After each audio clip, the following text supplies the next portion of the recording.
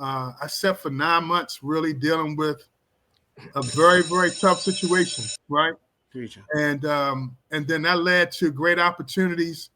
Right now, we're part of Preakness, where we're introducing our culture to horse racing and just the amazing spectacle that is. We've been able to start the Met Gala. We're working in partnerships with a lot of big institutions around my furniture, fixing equipment company. So all of that, it's all part of the journey, man. And you just have to be able to have the flexibility and the ability to pivot. And you got to take your hits. I mean, there's no one in business who has not taken a hit.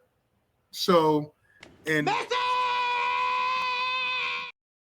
so yeah, and then I think now I'm really in my sweet spot because we're building amazing partnerships, like I mentioned, with the Preakness and with Cordish and Merlin Live and these large corporations that we're doing their furniture and the design elements for. So yeah, man, but all that is a product of movement. You just got to keep moving and keep going, no matter what. Listen, Real. Listen, Leroy. See, once again, right? We talk about the understanding of people willing to take the risk, right? That's what I said to you, right? You got a great job, looking like a career. You're getting your bonuses. Boom, you step out. Okay, we doing business. Now, we understand losses. We understand wins. You take a $3 million loss, right? Now, 98% of the population quits right there. I'm going back to work. I'm calling my old boss back. We out of here. What to do? The mindset to say, I'm going to bet on myself. That was a loss. It was a lot to lose, but I still have the belief that we can still persevere and make this happen. We're going to learn from the lessons or whatever, mishaps that caused us to take that loss and persevere. I want to champion you for that because that's what we're trying to get the message to our culture with, right? You have to understand that success is not just linear, right? It's not just straight up and down. You understand you're going to have ups and downs. You're going to have some wins. You're going to have some losses. You're going to have some big wins and you're going to have some major losses. Message. But in the entrepreneurial world, those of us that have taken this challenge, we don't really look at a loss as a loss. We look at it as a learning experience, right? Lessons. A lesson, right? Okay, I did something wrong or there's something that I need to do to change. It's not a loss. Let's just regroup and then move forward, right? So, when you did that, you had to have the mindset of like, okay, we lost this amount, but if I can make this amount, then I can make this amount again and more. You know what I mean? But you said something. You said something interesting too, LeRon. You said it taught you how to basically look at your partners and saying, "What am I putting in?" You got to have skin in the game. But initially, going in when you're trying to make a name for your brand, what does the negotiation look like? What shouldn't should you go 50-50 with a partner? Because that logo means something that helps your brand. How do you make sure you get the value in that negotiation? Yeah, well, I think I look at it, a couple ways. One, like today, I live a life of abundance. And what that means to me is that whatever I have today is enough. So I'm never chasing. And when you're not chasing, you have clarity on what the opportunity should be. And then, just not being transactional. So when I go, like I give you a perfect example. We went, I got a call in 22. One of my friends, he's the owner of the Atlas Restaurant Group. He had just gotten in with Preakness. The new Preakness folks had him call me because they needed some traction in Baltimore. And we went in knowing that we just need to get our foot in the door.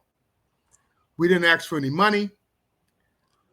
They gave us a little bit of real estate, but we always knew the North Star was the 150th Preakness, which is this year, 4 years from when we started.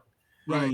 So I think when you go to the table, just looking at what the opportunity is and what gaps you can fill and not be transactional, and it's never the first deal.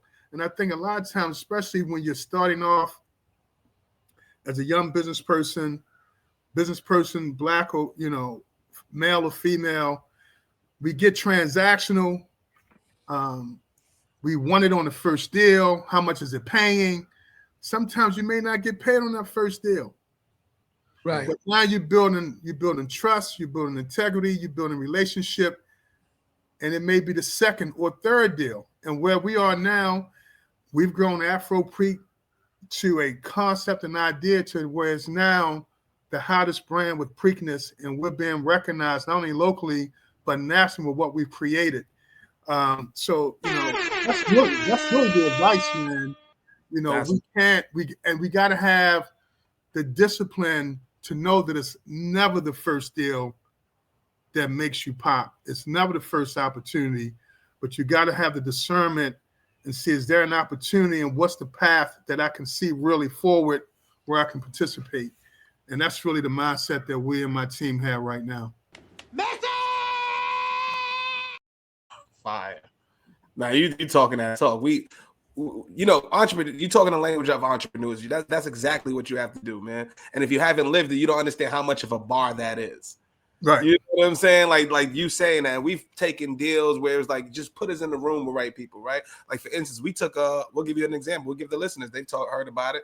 We have Black Week in Norway. Yeah, shout out to the entire Black Week team, right? Yes, sir. Went there, and we wanted to be the only podcast there. We wanted to be filming content because about 40 or 50 of our guests were there. Speakers, moderators, you name it, right? We go there, we don't ask for a dime. We buy extra equipment, all that stuff. We go there, show up for 4 days straight. 4 days. 8 in the morning to 8 o'clock at night. Every day. And guess what? It got us in a room with people that we haven't. It led to opportunities. We were just at Rohan Marley's house. We just interviewed him in his living room. Like doing things like that led to that opportunity. So like you said, see where the puck is going to be, not where it's at right now. Understanding that you got to take a step back to get a couple steps forward, man. I love that. That's real. And it's very important, man. You can't, and this is just my opinion, but being transactional is only short term. You may get a transactional, you may get a check, but you haven't built a relationship. And I give you an example, a young brother who is now, he does all the videography for me, Mike Davenport. My partner, Darren Atwater, we just finished producing the 67th Monterey Jazz Festival. This was Darren's first year. And Mike called and said, look, can you give me a pass to get in? So this guy booked a flight to Monterey, booked this hotel room, probably paid $5,000 because it's not cheap to go to Monterey, and said, look, I want to come and cover it because I think Darren should have a lens